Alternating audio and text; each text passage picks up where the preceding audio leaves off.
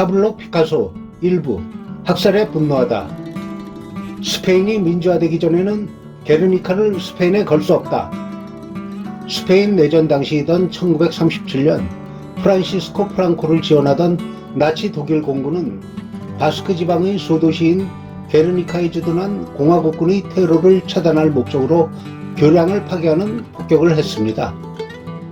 폭격으로 일어난 먼지 구름으로 인해 정확한 목표점인 교량의 식별이 불가능한 상황에서 무차별 2차 폭격을 가해서 약 1,500에서 1,600명의 민간인이 사망하는 비극이 발생했습니다.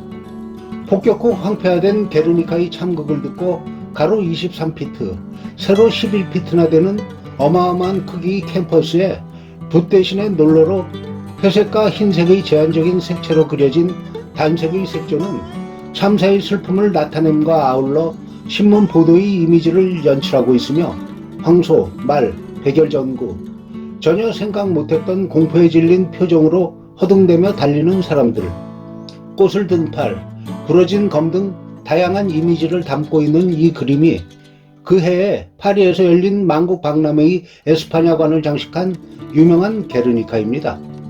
이러한 이미지들에 대해서 다양한 해석이 나왔었으나 피카소는 그 이미지들에 대하여 적절한 의미를 부여하려 하지 않았습니다.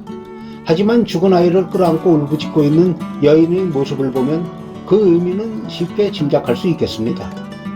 피카소는 게르니카로 인해 스페인 내전에서 승리한 독재자 프랑코의 미움을 사 미국으로 망명을 했다가 이후 전쟁이 끝나자 프랑스로 돌아와 92세까지 살았지만 프랑코도 82세까지 사는 바람에 안타깝게도 스페인이 민주화되는 것을 못 보고 세상을 떠났으며 게르니카는 파리를 시작으로 해서 유럽을 순회하며 전시되었고 이후 뉴욕 근대 미술관에 소장되었다가 스페인이 민주주의 국가가 되었을 때 반환해달라는 피카소의 요청에 따라 프랑코가 죽은 후 6년이 지나 피카소 탄생 100주년이 된 1982년에 먼 여정을 거쳐 스페인으로 돌아왔습니다.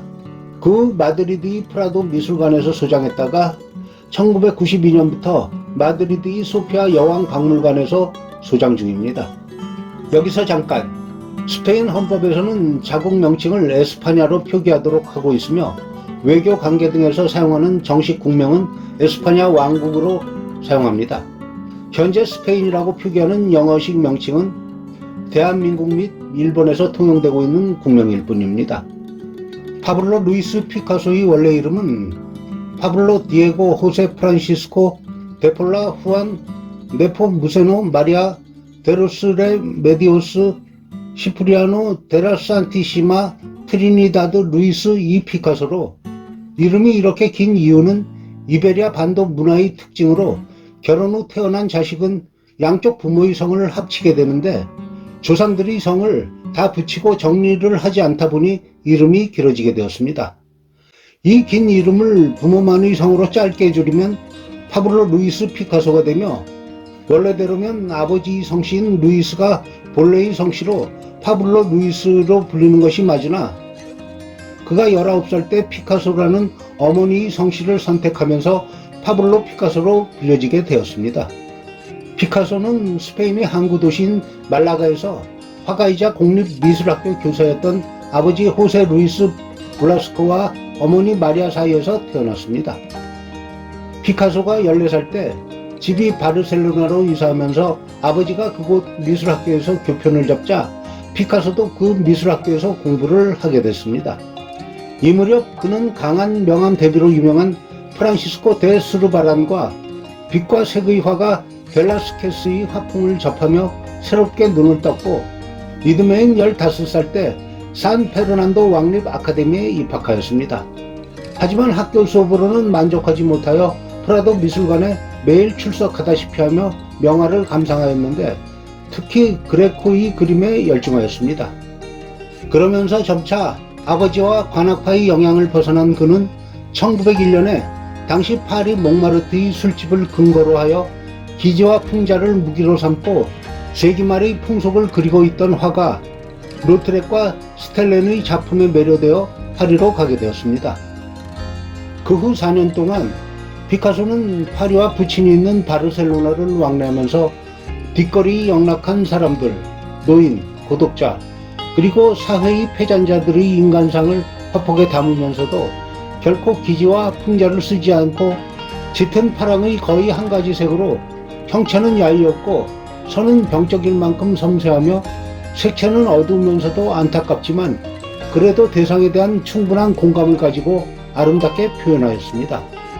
이 당시 피카소의 그림을 보고 시인 아폴리네르는 눈물에 흥건히 젖은 예술, 촉촉한 계곡의 푸르름이라고 평했는데 이때가 이른바 청색의 시대로 이 시대의 작품에는 애정, 늙은 유대인, 다림질하는 여인 등이 유명합니다.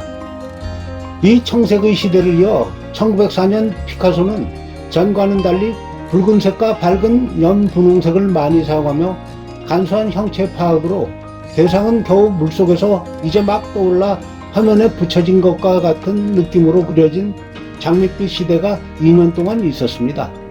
당시에 피카소는 몽마르트에 있는 아파트 바토 라보아르의 거처를 정했으나 저렴한 집세조차 내지 못해 집주인을 피해 다니면서도 그곳에서 1907년 아비뇽의 처녀들을 그리게 되었습니다. 그는 서커스에도 흥미가 있어 공을 타는 소녀, 아를키행의 가족 등 유랑 예술인들을 많이 그렸으며 유체와 같이 방금이라도 형체를 잃을 것만 같은 섬세한 선으로 그려진 유명한 동판화 살크 탐방의 제작도 거의 이 무렵이었습니다. 다음 2부에서 또 만나겠습니다.